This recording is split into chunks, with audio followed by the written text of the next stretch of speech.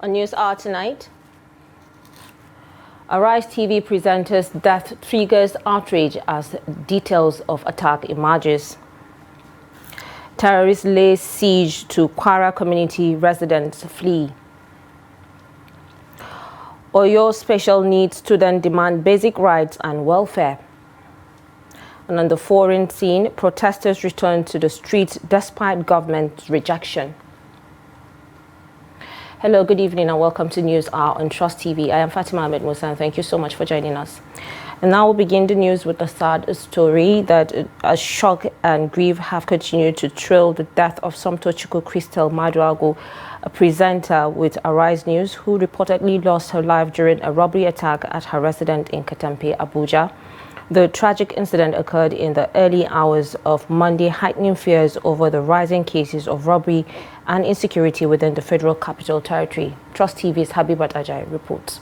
Arise News presenter Somtochukwu Crystal Maduago had only recently moved into her apartment in Katampe.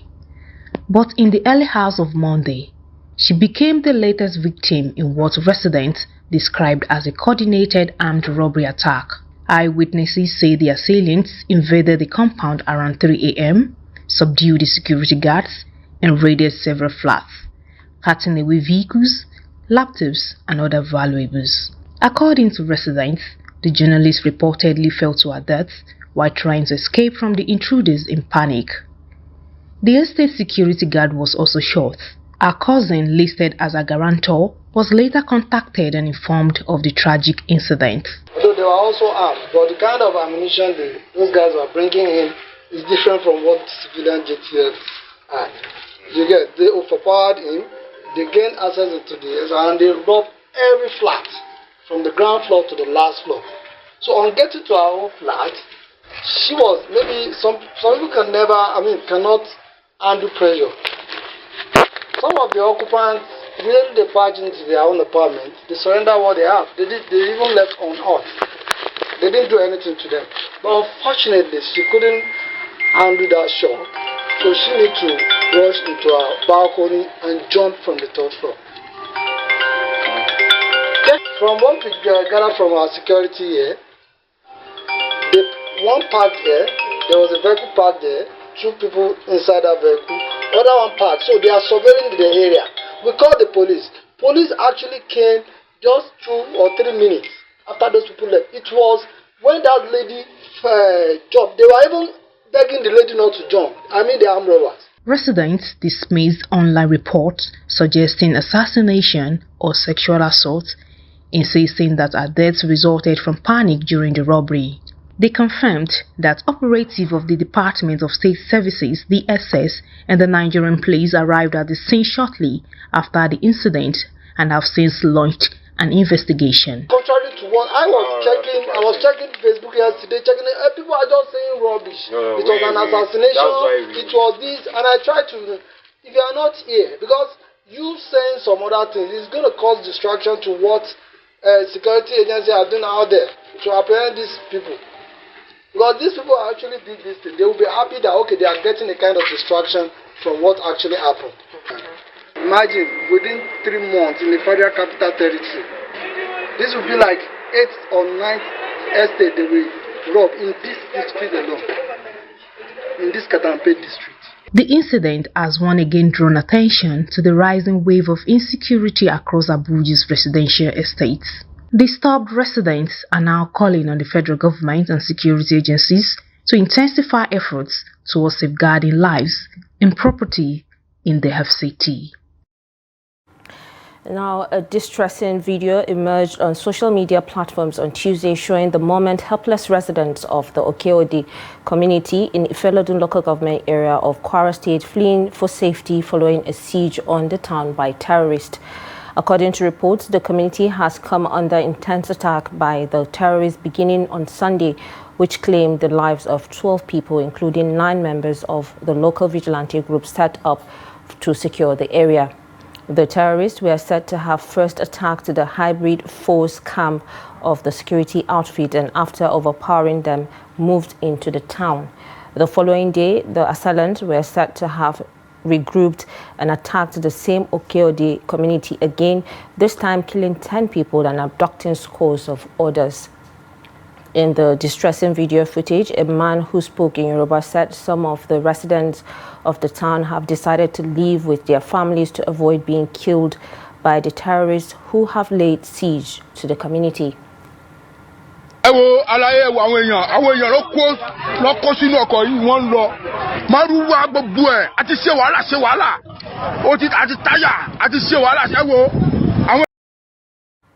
Still on insecurity, scores of bandits have been killed following multiple airstrikes launched by the Nigerian Air Force in forests around Babasango near the Kwara-Kogi border.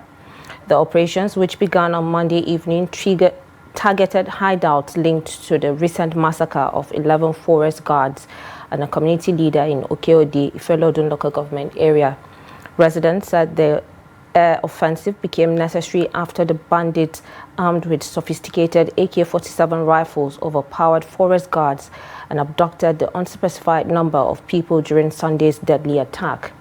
Confirming the development, NAF Director of Public Relations and Information, Air Vice Marshal Ehimen Ejodame, said in a statement that coordinated missions were carried out across Kakihun, Okeode, Babanla and adjoining areas.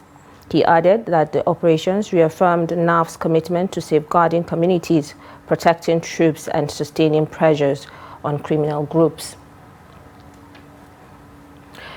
Now, suspected terrorists have kidnapped the former chairman of the Niger State Universal Basic Education Board, Alhassan Bawa Niwuro, who was reportedly kidnapped along several other travelers around 4 p.m.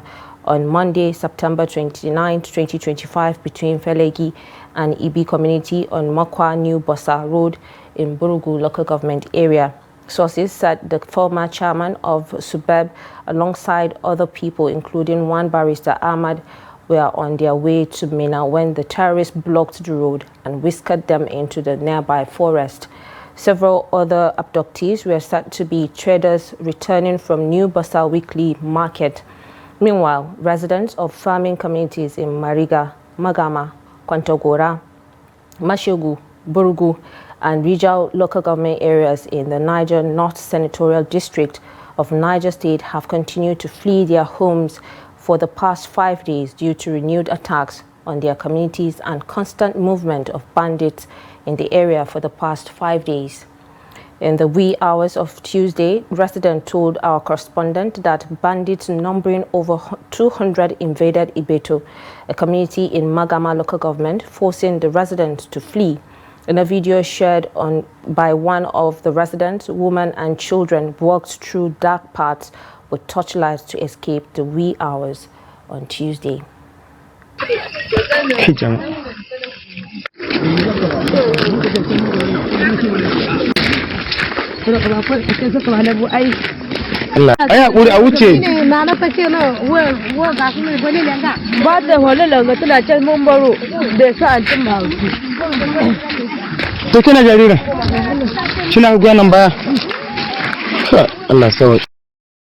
Now, fear has gripped residents of Karim Lamido local government area of Taraba State as armed bandits staged a comeback into the area where they were flushed out 2 years ago. The bandits in their numbers are reportedly coming into the area through the forest in villages that share borders with Plateau and Bauchi State. Trust TV gathered that in recent weeks, dozens of traders and farmers were abducted by the bandits, while cattle traders were also robbed and dispossessed of millions of naira. The bandits, it was further gathered, have camps at Guana Mountain and Michigan Kurna Forest and are moving freely with their faces open and harassing farmers and traders in the area. Police Commissioner in the state, Betty Otimein, when contacted, referred our reporter to the Public Relations Officer of Taraba Police Command, ASP Leshin James, who said there was nothing like that. Now, residents of Jalingo, the Taraba State capital, are appealing to the government and relevant agencies to come to the aid of flood victims whose homes and properties were destroyed by heavy rainfall between mid and late September. Our correspondent reports that several parts of the state have been submerged, leaving many families displaced and in dire need of assistance. The report. The recent heavy downpour in Taraba State has left a trail of destruction across several communities. From September 5th to 12th and again between September 18th and 25th, continuous rainfall caused severe flooding that submerged homes, shops, and farmlands, claiming lives and displacing hundreds of residents. Victims who spoke to Trust TV News in Jalingo said that they are yet to receive any form of support from either the state government or humanitarian agencies. They are appealing for urgent intervention. The recent rain destroyed almost everything in our houses and left many buildings cracked. If it rains again, I don't think anything will be left standing. Up till now, nothing has been done by the government. The problem is we have nowhere else to go. No camp or shelter has been provided for us. The floods destroyed everything. Water was even springing up from the ground. It didn't come when the water was still here. Our youth helped us fill the flooded place with sand. It's almost a week now without rainfall, so the area has dried up. Some officials came and told us to gather at the nearby primary school. When we did, they asked what happened and we explained everything. They promised to support us with relief items, but up till now, nothing has been done. We are calling on the government to please help us. We know this house is built along a waterway, but we have no choice. We are poor and have nowhere else to go.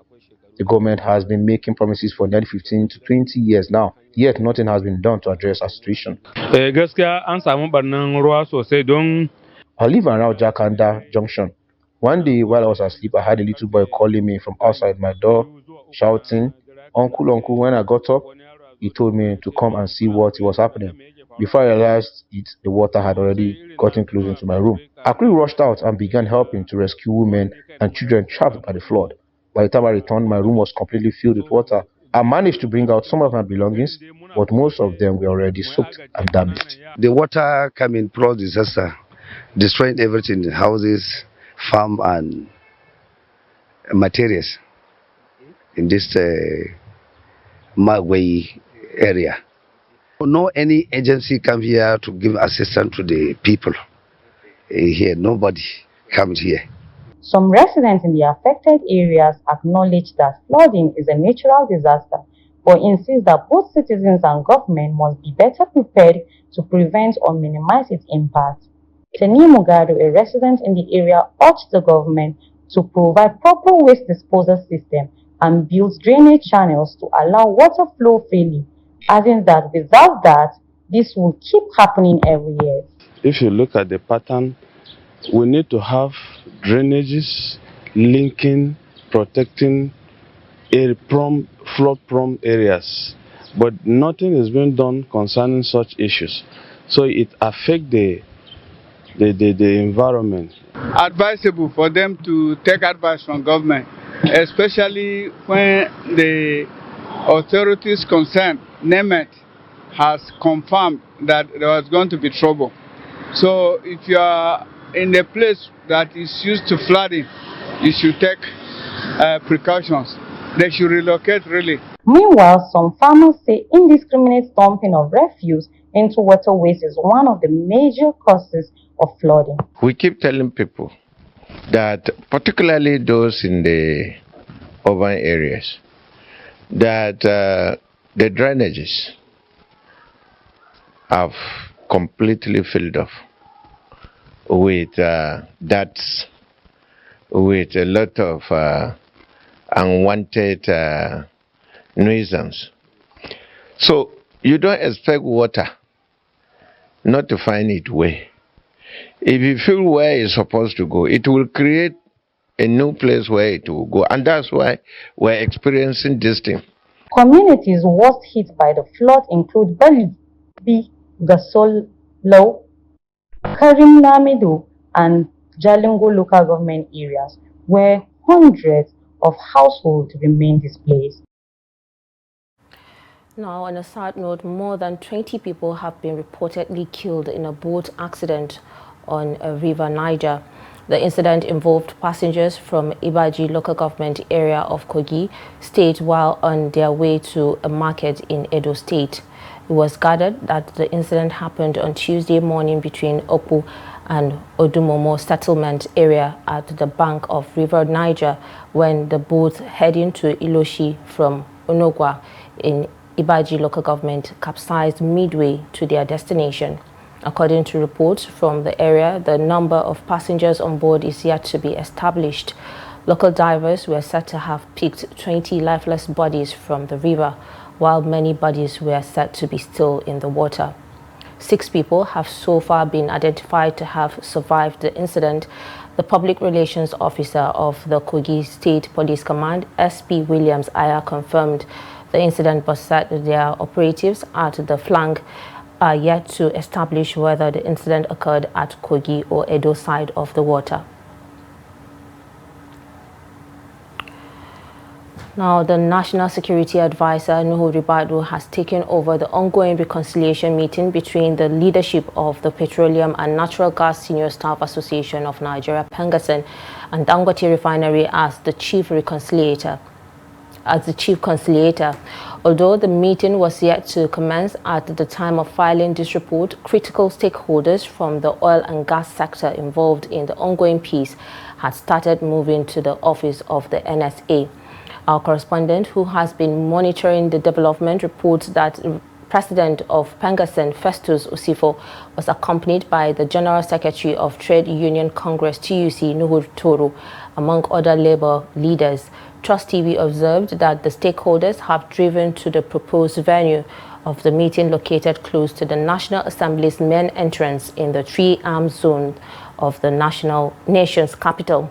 The Fresh Peace meeting, which was originally convened by Minister of Labour and Employment, Megari Dingyadi, started on Monday afternoon and lasted till early morning of Tuesday without any meaningful conclusion. Officials in both the Labour Ministry and ANSA confided in Trust TV that the takeover was imperative due to the negative dimension the strike action embarked upon by Pengasen members have taken.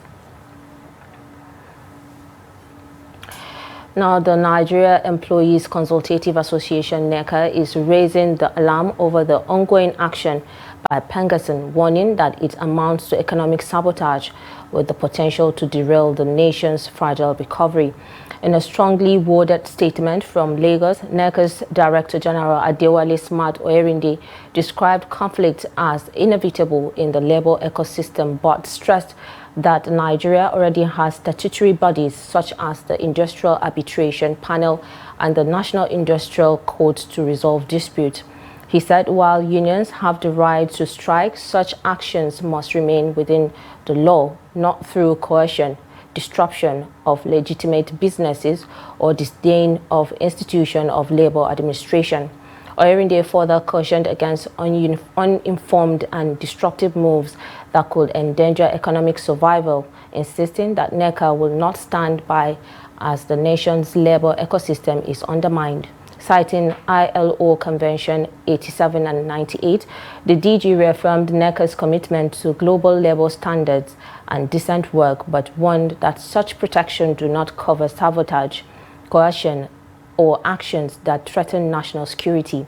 He called on the Minister of Labour and Employment to intervene immediately to halt what he described as willful denigration of Nigeria's industrial relations system, stressing that only lawful and constructive dialogue can safeguard jobs, attract investment, and secure the country's economic future.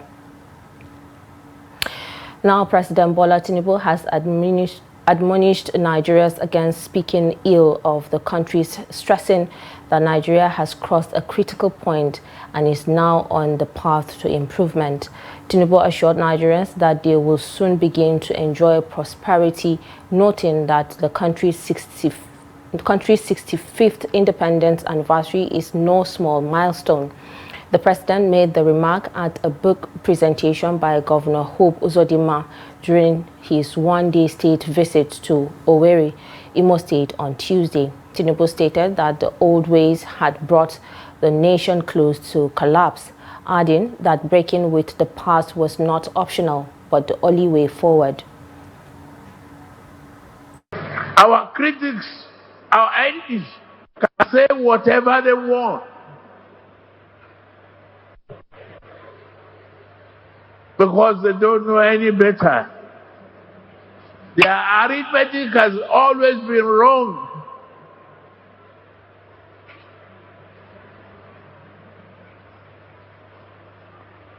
We understand financial engineering and progressive methodology much better than they do. That's why we are here. Stay the course. Believe in us. Because we believe in you. We trust the future.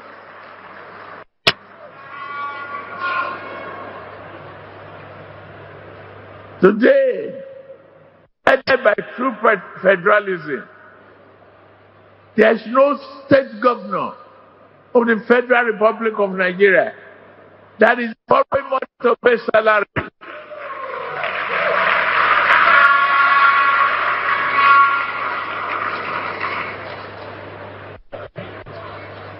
Today, you can drive on roads that are solid, that may outlive some of us. You can dream big. Today, your children are in school. No child should go to bed hungry and not able to study in the university. No child should be excluded. Now, President Bola Tinubu would deliver a nationwide broadcast on Wednesday, October 1st, 2025, as part of activities marking Nigeria's 65th independence anniversary. The special advisor to the President on Information and Strategy, Bayo Onanuga, disclosed this in a statement on Tuesday. He said the presidential broadcast will commence at 7 a.m. Onanuga asked television and radio stations to join the network service of the Nigerian Television Authority and the Federal Radio Corporation of Nigeria for the broadcast.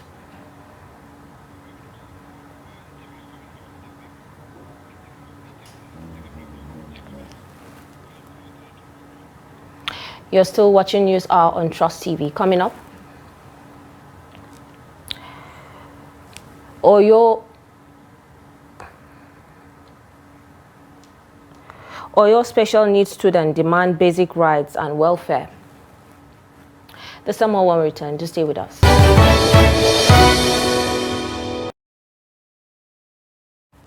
Welcome back. If you're just joining, this is News Hour on Trust TV. In case you missed it, here's a recap of our top stories again. We told you that Arise TV presenter's death triggers outrage as details of attack emerges. And terrorists lay siege to Kwara communities, residents flee.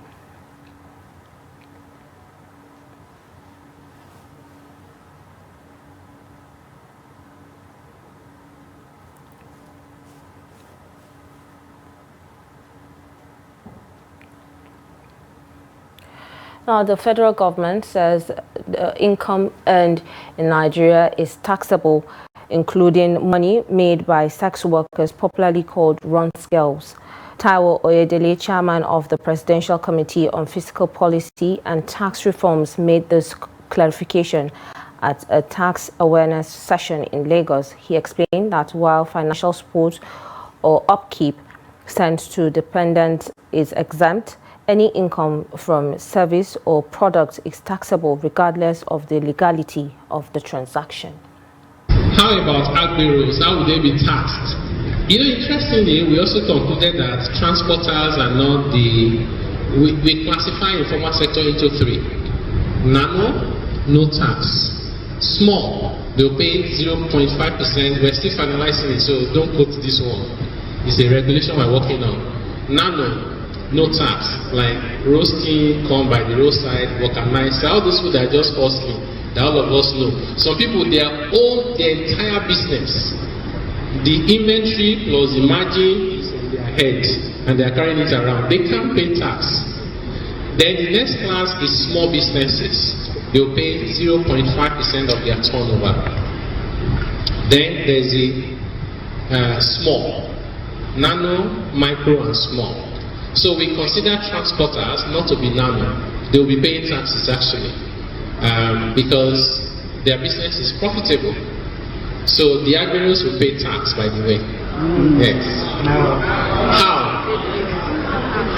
Because yes, she's also interested. If you have an asset, in this case, the agrino has, with the driver, they have a vehicle. Now joining us via Zoom to discuss this further is Aliu Ilyas, who is an economist. Thank you so much. Good evening. Can you hear me? Okay, if yes, you can hear good me, evening what to you. does Thank you for the having federal me. government mean when it says all income earned in Nigeria is taxable, even from sex workers? Right, it's quite interesting that we have gotten to that level. The fact remains that any money that passes through an account is expected to be accounted for. So it is expected that that tax reform will challenge such income that comes into account. So, but the only problem is that at what point will they be able to differentiate money that parents sending to children for upkeep and money that's from service or from goods, as it were. So I think they need to do more clarification on what is taxable and what is not taxable. At what level are we going to begin to tax those incomes? Okay, so if an activity is illegal, should the government still tax it? Doesn't that contradict the law? I don't think tax actually identify what is legal and what is not illegal. Their own is to tax. So those that will attack illegal activities could be ICPC, FCC. That's their own business. But for tax wants to say a X amount comes into your account, X amount pass through your account, and you're expected to pay. So I think it's a two different thing here. Why tax does not have recognition for such income? Maybe other entity, other program, other agencies like EFCC, ICPC, FID, they can actually establish that. So tax does not know what is illegal and what is legal. But don't you think that taxing income from sex workers could be seen as, directly legitimizing the practice? Well, it is when it is clearly stated that it's sex workers' money. So I don't think there will be narrative that it will say that it's sex workers' money. It will be assumed that you render a service and you are getting paid for it. So until it is called sex workers, that's when they can do that. So I think there's another law that guide against such work. So that's law will go against that. But for tax, it wouldn't know if it's from a sex worker. They only know that a particular X amount is coming to your account, perhaps very frequently, as it will be monitored. Okay, so what impact will this policy have on the broader tax system, especially in terms of fairness and compliance? Right. If you look at this tax, it's aimed to bring more people into the tax net. So the only fear we are having is that by the time this tax come up, is it not going to make life more difficult for people? Because, for instance, you said anybody that is earning less than 800,000 annually will be excluded. So, and we are seeing that by January, it's pretty difficult for somebody who earns less than 800,000. So why don't you actually increase it to like 2 million, so people can have more purchasing power after tax? So these are the things they need to look at. Another dynamics into it is that maybe if a particular friend of yours, somebody send money to you, it is quite instructive now that you said no, except you want to add the 7.5% on it. So these are the things that we need to look at. But until January, before we actually get to see, because even listen to it, they saying that they are trying to exclude nano, from, he was saying that it's still what they are still working on. So I think we have to still wait to see how the implementation will go. Perhaps the National Assembly should also be ready to actually do some level of amendment. All right, thank you so much, Ali Ilyas, for contributing on the News Hour. Thank you. Thank you for having me. Now, a physically challenged students of Omoyeni Home for the Blind have taken to the street to demand access to hygienic food, construction of basic amenities, and protection of their fundamental human rights. The protest started at around 9 a.m. on Tuesday with the students carrying placards to register their displeasure as the Oyo government allegedly continued to neglect their rights. Speaking with newsmen, some of the students noted that government officials are systematically sending them out of hostel facilities in the school premises. They further stated that JSS1 physical challenged students are not allowed to stay in the school. They accused the DG, people with disabilities in the state, of continual harassment and failure to see the needs of physical challenged people in Oyo State while responding to their allegations via a telephone interview. Barrister Ayodele Adekambi sued for calm, stating that all their requests will be looked into. The hostel is meant for secondary school and primary school, but now they said the hostel is not meant for secondary school again. The hostel is for the primary school. So they have suspended all the secondary school, all the primary school students that are going to secondary school. They have suspended them right now. This is not school. We are talking about hostel. They will not allow us to use phone because the phone that we are using, it make us to learn more. Because the certain students, they make use of textbook, but we don't have textbook to use. So we make use of our phone. Now, a former presidential candidate and activist, Omoyele Sowore, on Tuesday joined protesting police retirees demanding an end to the contributory pension scheme. The retirees who gathered at the National Assembly described the scheme as exploitative and incapable of meeting their welfare needs after the years of service. Addressing the crowd, Sowore blasted the contributory pension arrangement, calling it a Ponzi scam designed to impoverish retired officers. He urged the government to scrap the policy and restore a more suitable pension system. The protesters vowed to sustain their demonstration until their demands are met, insisting that dignity in retirement is a right, not a privilege. After 35 years, they stand on that sun to collect waiting. When Nigerians they are here live at the National Assembly, the police commission have yet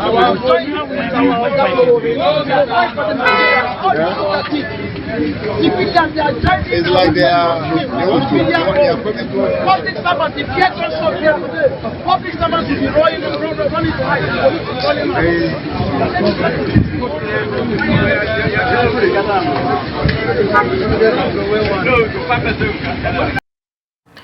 Justice Muhammad Umar of the Federal High Court Abuja has fixed October 27, 2025 for the arraignment of human rights activist Omoyele Sowore. The scheduled arraignment on Tuesday was stalled as a result of non-service of the 5-count charge of alleged cybercrime on him. At the day's proceeding, the Director of Public Prosecution from the Ministry of Justice told court that they were ready to arraign Sowore, X Corporation and Meta Facebook as first to third respondents, respectively.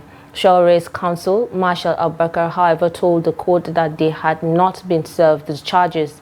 The counsel for the third respondent also aligned himself with Abubakar's submission, noting that he had just been served in court. The second defendant was not represented. Meanwhile, the activist was accused of using his official X handle to make an offensive post.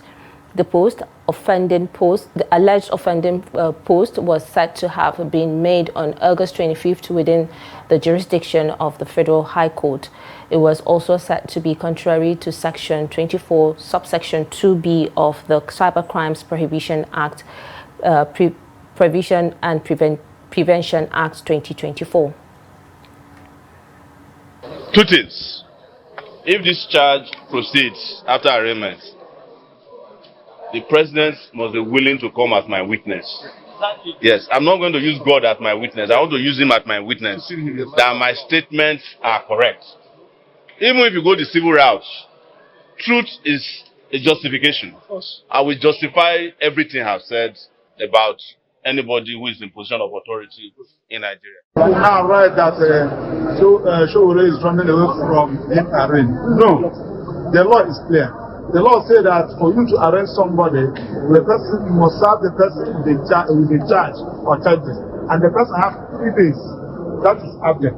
Then on the Constitution says adequate time and facility for him to put himself to order. That's what is on that. The second thing, and we almost want to advise Mr. President to make position like this, because you have arraigned prepared charges against Showore because he called you name. You, Mr. President, have you forgotten I and you called Jonathan name during the time of Occupy Nigeria here in Lagos? We carried Jonathan coffee, and Jonathan never arrested any of us. Jonathan never prepared charges against any of us. Why should your own be different? Now, Lagos State Police Command has arraigned a leader of the National Union of Road Transport Workers, NURTW, Shamsuddin Oladiti, popularly known as Chameleon, before the Ebute Metta Magistrate Court in Yaba over the alleged murder of a dispatch rider. Trust TV's correspondent reports that the case, which is being heard at the Ebute Metta Magistrate Court, has attracted public attention due to the gravity of the charges. To report.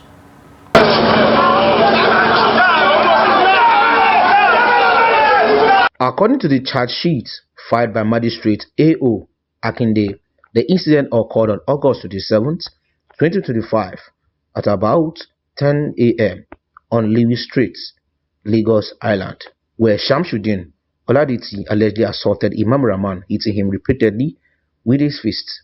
The victim was rushed to Lagos Island General Hospital, Marina, where he was later confirmed dead. The offense is punishable under Section 223 of the Criminal Law of Lagos State, 2015.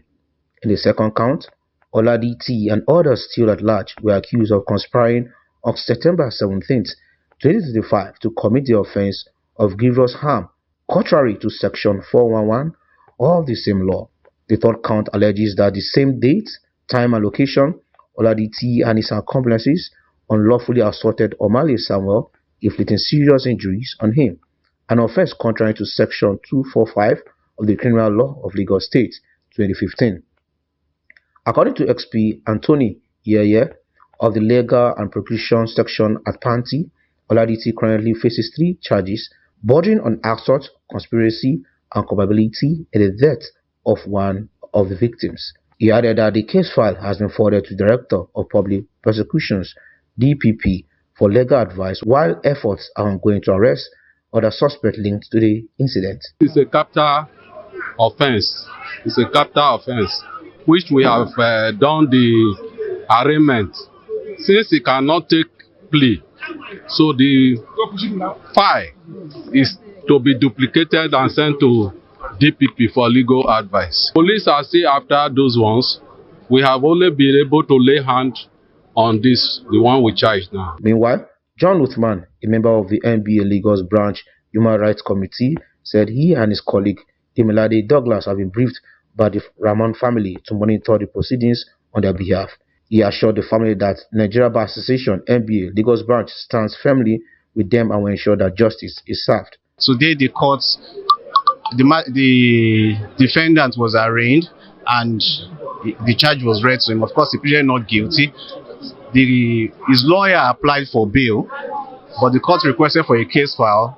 Having reviewed the case file, the court saw and found that the prima facie case has been established against the defendant. And in line with the ACJL, the court remanded him for a period of 30 days. So the next court date will be on the 28th day of October 2025, whilst we await DPP's advice. So the family can rest assured that the NBA Lagos branch will not leave them behind. The NBA Lagos branch is standing solidly with them. The case has continued to generate public interest due to the severity of the allegations and the involvement of multiple victims. The court is expected to continue hearing the matter as legal advice from the DPP is awaited. Now, the Nigerian Senate has urged governors in the North Central Zone to donate office space to support the smooth operationalization of the North Central Development Commission as it commences its activities. The appeal came during the 2025 Budget Defense Interface meeting between the Senate Committee and the Commission's board. The report. The committee, led by Senator Titus Sam, commended Nasarawa State is home to the Commission's headquarters for donating an office space and urged other states to emulate this generosity. If Nasarawa State government can donate a property for this purpose, all the other states must donate one property each. We're not going to rent. We'll make it conditional. They must donate a property each. Okay? Because, yeah, they must donate a property each. During Budget Defense, the Commission's Managing Director, Samuel Yilton, presented a detailed budget proposal of 140 billion naira, highlighting plans to incorporate alternative energy sources to address the region's persistent power outages. He also updated the Senate that the recruitment of 200 staff members awaits approval from the head of service, marking a significant step toward full operational capacity. The total expenditure envelope that was given to us is 140 billion. We are proposing before this committee a personnel cost of 2,920 million, which is made up of the salary for our staff at the commission of 2,023,400,000. And security issues identified, tackling insecurity as a top priority for the Commission's initial activities. Mr. Yilton reaffirmed the Commission's commitment to building strong partnerships with all stakeholders to drive sustainable and effective regional development. We're in the North Central geopolitical region. We're one of the most heated zones as far as security is concerned. If we watch closely, Benue of late, Plateau, and even a few days ago, Kwara State have been hit by this issue of insecurity. So we are making this provision in the budget, not overlooking the pressure we are getting in terms of our security impact. The Senate committee expressed strong support for the Commission's vision, urging swift action to ensure its programs deliver tangible benefits to the North Central people. Going forward, I think that our focus should be what do we do to mitigate the consequences of insecurity in our zone. So we must not be left behind. Senators from that zone must be taken into account, must be taken along. I know these are challenging needs. They are challenging needs. These are very challenging times, particularly the security aspect in northern Nigeria, particularly North Central.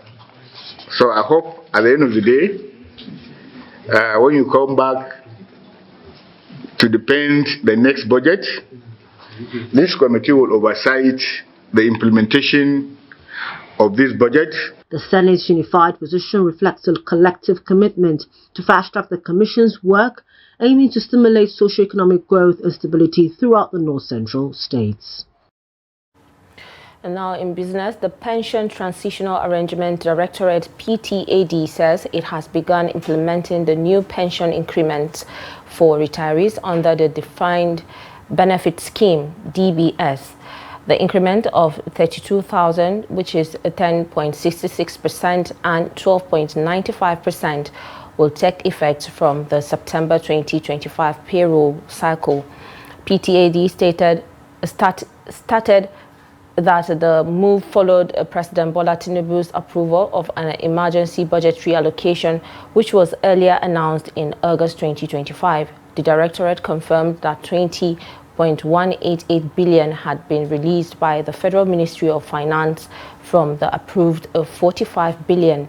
PTAD expressed appreciation to President Tinubu for approving the emergency allocation to implement the pension increment. Now, the Nigerian National Petroleum Limited and Dangote Refinery have signed a fresh 2-year crude supply deal in Naira for the plant. The The NNPC's Chief Corporate Communications Officer, Andy Ode, confirmed the development. According to the firm, the deal signed in the month of August guarantees a steady crude deliveries to the 650,000 barrel per day refinery in Lekki, Lagos. This followed the intervention of the Naira for Crude Technical Committee chairman. Dangote Refinery had suspended its petrol sales in Naira before the oil company lifted the suspension upon the federal government's intervention. Now on the foreign news, protesters returned to the streets of Madagascar on Tuesday despite President Andry Rajoelina's latest decision to dissolve the government. Rajoelina appeared on state television late Monday to announce his government's dismissal. He also called for dialogue with young people who have been driving protests over water and power shortages. But the president's speech was not enough to appease anger, and hundreds of young protesters were marching in the capital and across the country on Tuesday for a fourth day of demonstration. Many placards displayed slogans directly aimed at Rajoelina, with some even calling for his resignation. These Gen Z-led protests are some of the largest that Madagascar has seen in years, and the most serious challenges Rajoelina has faced since his re-election in 2023. In response, the government has imposed a nighttime curfew in Antananarivo since Thursday and in other major cities since Friday. On the ground, police also repeatedly used tear gas and fired rubber bullets at demonstrators. The United Nations said at least 22 people have been killed and more than 100 injured during the demonstration. Now, on a sad note, South Africa's ambassador to France, formerly a long-serving cabinet minister, was found dead on Tuesday outside a Paris hotel after the window of his room in the high-rise was forced open, prosecutors said. Nkosinati Emmanuel Nathi Mtentua, 58, usually known as Nathi Mtentua, had reserved a room on the 22nd floor whose secured window had been forced open, the office of the Paris prosecutor told AFP. The body of Mtentua, a close associate of former South African President Jacob Zuma, was found directly by the hotel. It added. A source close to the case, who asked not to be named, said the ambassador had depression and his death could have been suicide. An investigation has been opened. Mtentua had been ambassador since December 2023. South African President Cyril Ramaphosa called his death untimely and a moment of deep grief in which government and citizens stand beside the Mtentua's family. And now it's time for us to join Kabir Lawan for sport updates.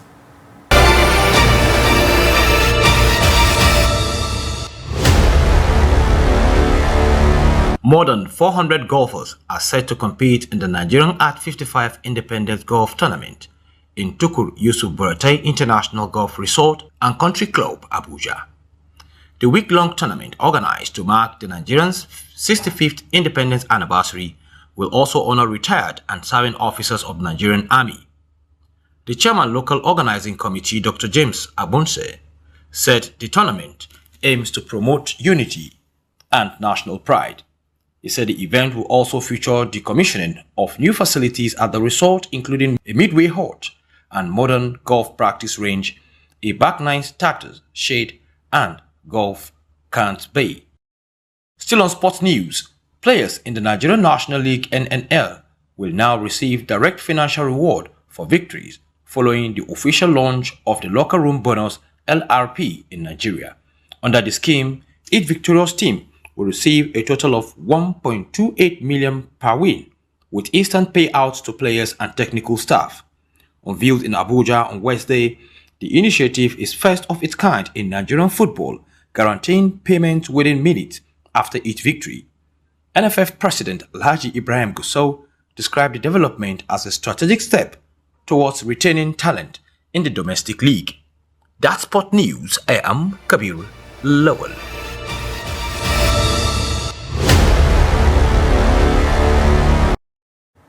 And with that, we have come to the end of News Hour on Trust TV. Do not forget to watch and catch us across all our social media platforms for more news, programs, and documentaries.